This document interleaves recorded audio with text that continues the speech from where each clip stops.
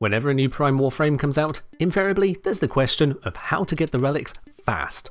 Let's get right into how you can unlock brand new primes in a fast and convenient manner, with timestamps in the description if you really pushed for time. I'm Nick Engineer, let's solve a practical problem.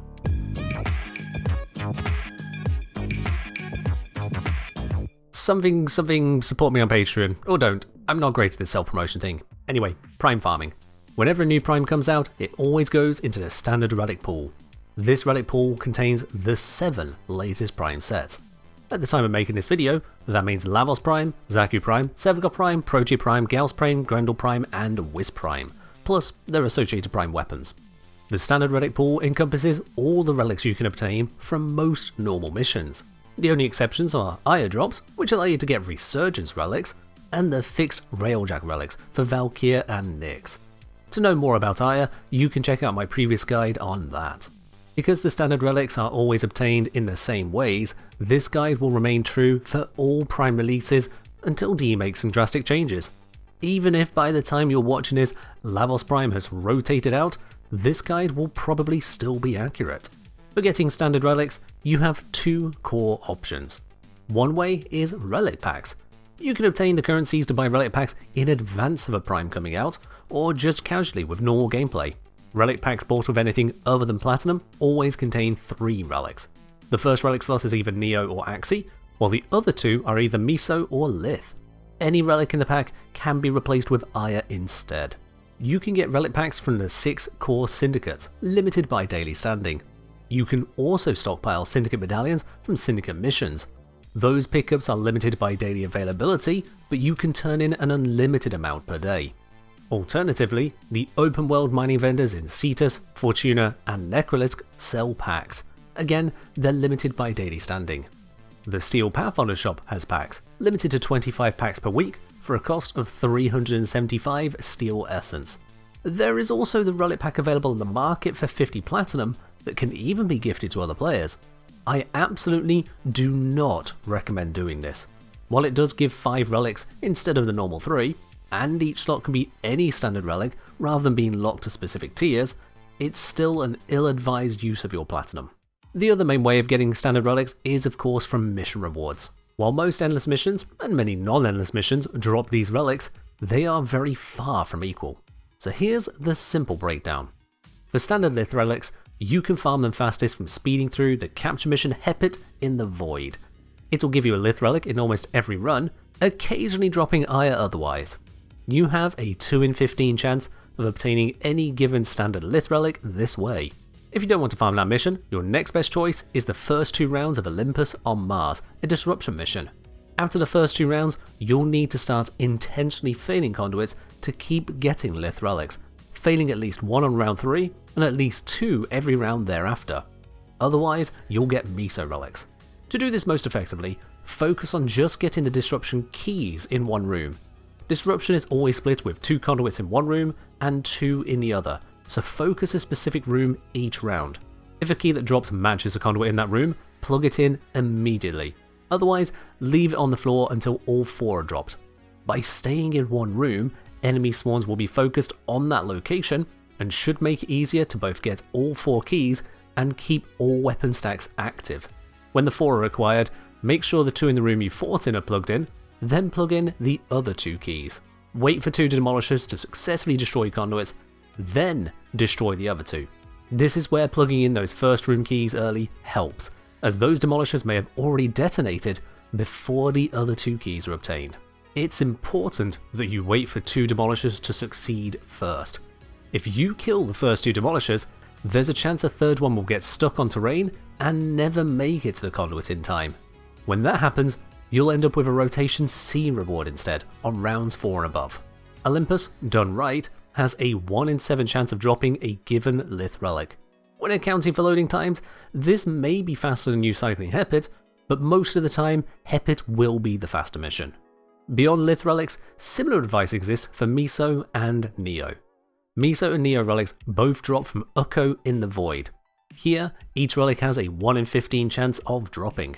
Alternatively, Miso can be farmed from Olympus on Mars from round 3 onwards by killing all demolishers. Again, try to optimize enemy spawns and thus key drop rates by focusing one room, although it's less of an issue in a squad. For Neo, they can be farmed from on Uranus, an infested disruption mission. Rotation B gives a 1 in 7 rate of getting a given Neo relic, while Rotation C has a 5% lower rate due to a potential universal medallion drop. I would expect for most players that killing demolishers, rather than waiting for them, will often be fast enough to make up that 5%. Lastly, for Axii relics, there isn't a fast farm in the void for those. Instead, your best option is Apollo on Lua, or either of Kappa on Sedna and Armistice on Deimos for a moderately lower rate. Apollo Disruption has a 1 in 7 chance of dropping a given Axii relic on Rotation B. If you push to Rotation C, the rates drop by 13% due to other drops added to the loot table. Whether you should do Rotation C by killing demolishers, or let some through for Rotation B, comes down to your clear times. If you can typically clear a round of disruption in about 3 minutes, you need to be at least 20 seconds faster per round when killing all demolishers to make up for the drop rate versus letting 2 demolishers blow up conduits instead. As for Kappa on Sedna, as well as Armistice on Deimos, both do not have Axii relics on Rotation B. As such, you always want to kill all demolishers to get Axies from round 3 and above. This pool is diluted by Gauss pieces on Sedna and Dante pieces on Deimos, making a given relic roughly a 1 in 10 drop rate rather than 1 in 7. To get the same relics per hour then, you would need to run these missions 40% faster than the Apollo mission. Because of that, I would advise only going to the others if you struggle with Apollo or just need a change of scenery. For all of this advice, I've focused entirely on capture and disruption missions here. For most players, these are the fastest options. If speed is less important to you, there are some lower efficiency alternatives to mix things up. Compared to Hepit, Lith relics have about the same drop rates from low tier spy missions, Teshub Exterminate in the Void, or Tyrannus Defense in the Void. These missions, however, will be slower than capture and disruption. If you run Tyrannus, leave the defense mission after 2 rewards, unless you're seeking more than just Lith relics. Meso relics have lower rates from spy missions than from disruption due to being shared with Neo relics, though the rate is higher than Urko capture. If you're fast at spy missions, that is a viable alternative. Otherwise, the next best would be mid-tier defense missions, assuming you can keep rounds nice and quick. Saturn's Helene has such a small map that it should be manageable for again the first 2 reward drops. For Neo relics, there's a slightly cursed alternative option. See, most missions that drop standard relics have equal rates for all the relics of that tier. Many Void missions, however, do not have equal rates, with the most notable being Mott Survival. For some reason, the Rotation A drops have twice the rates for 3 Neo relics compared to the other 4. This means that for 3 specific relics, there's a 2 in 11 drop rate, about 18%, at 5 and 10 minutes. Compared to Disruption, where one can get a 1 in 7 drop rate, about 14%, roughly every 3 minutes, it's still slower by about a quarter. But for those 3 relics, currently the Neo D9, Neo C6 and Neo T9 relics, there is that slightly enhanced alternative. Otherwise, outside the Void, it's any high tier endless mission of defense, interception or infested salvage for again similar rates to the Void. For those of you listening on audio only, this is to let you know I'm putting the specific details on screen. When it comes to Axii, however, every option other than disruption is significantly worse. High tier interception or Void missions of Aten and Marduk are the next best, but they're half the drop rates, and not exactly quick missions neither. Anything else, and the rates drop again, to the point that skipping disruption is really doing yourself a disservice. All this is running on the assumption that these relics are your entire goal. Naturally, if you include other desires, like spy mods, affinity farming, or resource drops, then the whole optimization goes out the window.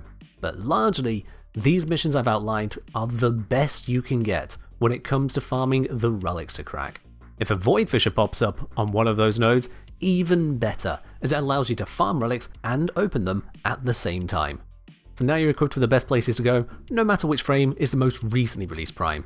If you found this helpful, make sure to subscribe or support the channel in some other way. And as always, bring deeps, hunt beeps, and fight well, Tenno.